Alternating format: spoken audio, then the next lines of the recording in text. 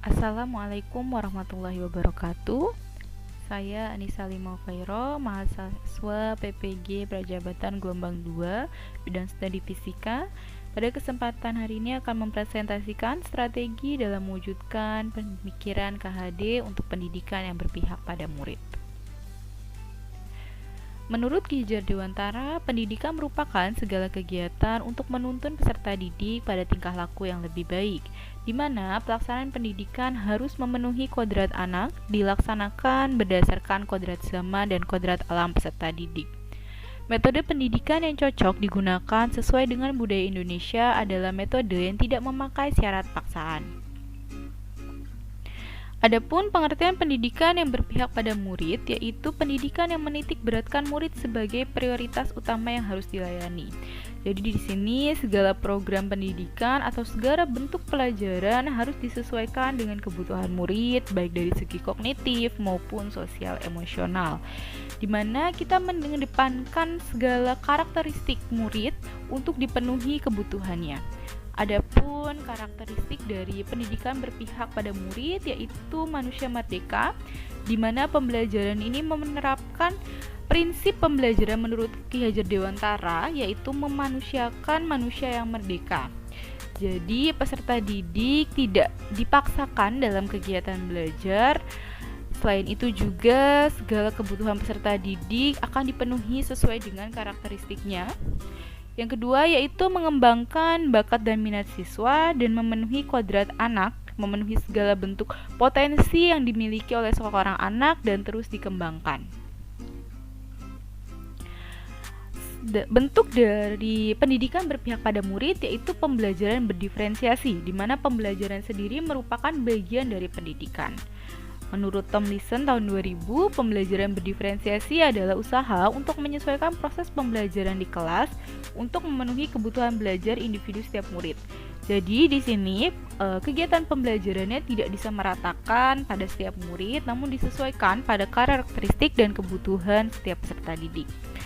Pembelajaran berdiferensiasi ini terdiri dari serangkaian keputusan masuk akal atau common sense yang dibuat oleh guru yang berorientasi pada kebutuhan murid. Jadi di sini seorang guru harus mengidentifikasi terlebih dahulu karakteristik dan kebutuhan dari peserta didik, barulah dirancang pendidikan dan asesmen atau rancangan pembelajaran yang akan dilakukan.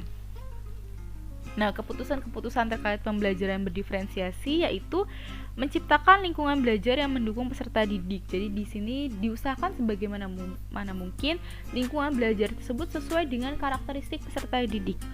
Yang kedua yaitu kurikulum yang memiliki tujuan pembelajaran yang didefinisikan secara jelas. Jadi meskipun di sini peserta didik dimerdekakan, namun tetap ada tujuan pembelajaran yang didefinisikan secara jelas dan harus dipenuhi. Yang ketiga yaitu penilaian berkelanjutan. Jadi penilaian di sini tidak hanya sekedar nilai akhir saja, tetapi bisa dijadikan sebagai bahan evaluasi untuk kedepannya, untuk perkembangan pembelajaran dan kemajuan pembelajaran kedepannya. Yang ketiga yaitu respon guru terhadap murid. Respon guru terhadap murid di sini tidak hanya sekedar pujian saja, namun guru di sini memberikan umpan balik yang bersifat membangun untuk peserta didik, memperbaiki kesalahan-kesalahannya dan menguatkan potensi-potensinya ke depannya. Yang terakhir yaitu manajemen kelas yang efektif. Alasan kontekstual untuk menerapkan pembelajaran berdiferensiasi yaitu untuk menerapkan pendidikan pada murid sesuai dengan pemikiran KHD, maka pembelajaran berdiferensiasi perlu diterapkan, di mana pembelajaran berdiferensiasi ini memenuhi kodrat anak, baik dari potensinya, kemampuannya, dan lain sebagainya, dilaksanakan berdasarkan kodrat alam anak tersebut dan kodrat zamannya. Pendidikan yang memfasilitasi karakter setiap individu sehingga haknya sebagai manusia merdeka dapat dipenuhi. Untuk melaksanakan pendidikan yang berpihak pada murid, maka guru harus memiliki serangkaian kompetensi-kompetensi. Kompetensi tersebut meliputi kompetensi kepribadian, kompetensi profesional, kompetensi sosial, dan kompetensi pedagogik. Kompetensi kepribadian yaitu kemampuan mengelola kondisi sosial dan emosional diri sendiri. Jadi sebelum seorang guru mengelola kondisi sosial dan emosional peserta didik, seorang guru ini harus memiliki kemampuan terhadap dirinya sendiri. Guru tersebut harus bisa menangani kondisi emosi pada dirinya. Nah, agar seorang guru dapat melakukan itu, maka seorang guru harus memiliki kesadaran penuh atau mindfulness terhadap peran yang ia jalani dan segala keputusan yang ia ambil, sehingga akan timbullah kesadaran diri.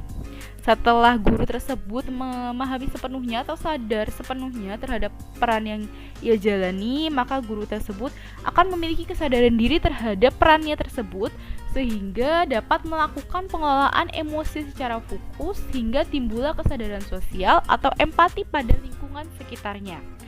Nah, hasil dari kemampuan tersebut, maka akan muncullah keterampilan sosial dalam bentuk resiliensi atau daya lenting, di mana seorang guru siap menghadapi bagaimanapun kondisi kelasnya, baik sesuai harapan atau tidak sesuai harapan, dan guru tersebut dapat mengambil keputusan yang bertanggung jawab untuk menangani kondisi tersebut hingga tercapailah kesejahteraan psikologis dari seorang guru. Dengan demikian, guru tersebut siap untuk mengelola kondisi sosial dan emosional dari peserta didiknya. Kompetensi yang berikutnya yaitu kompetensi sosial, di mana kewajiban seorang guru untuk mengakomodir kebutuhan sosial peserta didik. Salah satu cara untuk mengakomodir kondisi sosial dan emosional dari peserta didik yaitu melakukan pembelajaran sosial emosional atau PSE. Nah, selain itu, di sini guru juga harus memiliki kompetensi sosial agar mampu membangun bonding atau hubungan yang baik dengan peserta didik, sehingga pembelajaran dapat berjalan dengan lebih bermakna. Kompetensi yang berikutnya yaitu kompetensi pedagogik dan kompetensi profesional. Kompetensi profesional ini terkait dengan kemampuan seorang guru di bidang studinya. Untuk menjadi seorang guru yang baik, tentunya guru tersebut harus memiliki kemampuan yang mumpuni di bidang studinya. Nah, setelah itu, guru tersebut harus mampu menyampaikan ilmu-ilmu atau pengetahuan-pengetahuan terkait bidang studi tersebut dengan baik, sehingga disebut kompetensi pedagogik. Nah, dalam kompetensi pedagogik ini, seorang guru harus mampu memahami karakteristik murid, mengedepankan kodrat anak dalam proses pembelajaran, di mana sebelum melaksanakan pendidikan berpihak pada murid, tentunya guru tersebut harus mengidentifikasi dulu bagaimana karakteristik dan kebutuhan murid tersebut, sehingga dapat disusunlah rancangan pembelajaran sesuai dengan kebutuhan murid tersebut. Yang berikutnya yaitu mampu menerapkan pembelajaran sesuai dengan kodrat alam dan kodrat zaman murid, di mana murid zaman sekarang merupakan peserta didik abad 21, sehingga harus dipenuhi 6 kompetensi dari pembelajaran abad 21. Yang pertama yaitu karakter education, yang kedua citizenship, ketiga communication, yang keempat critical thinking, yang kelima collaboration, dan yang keenam adalah creativity and imagination. Setelah seorang guru sudah mampu mengidentifikasi kodrat zaman dan kodrat alam peserta didiknya, sudah mampu memahami karakteristik peserta didik, selanjutnya guru tersebut harus memiliki kemampuan mengakomodir semua kebutuhan belajar peserta didik tersebut dengan baik dan mengaitkannya dengan bidang studinya atau kompetensi profesional dari guru tersebut.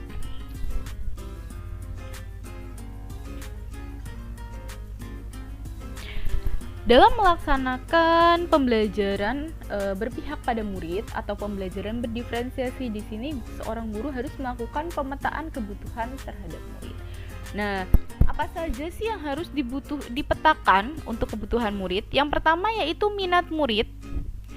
Yang kedua adalah profil belajar murid, dan yang ketiga adalah kesiapan belajar dari peserta didik atau dari murid.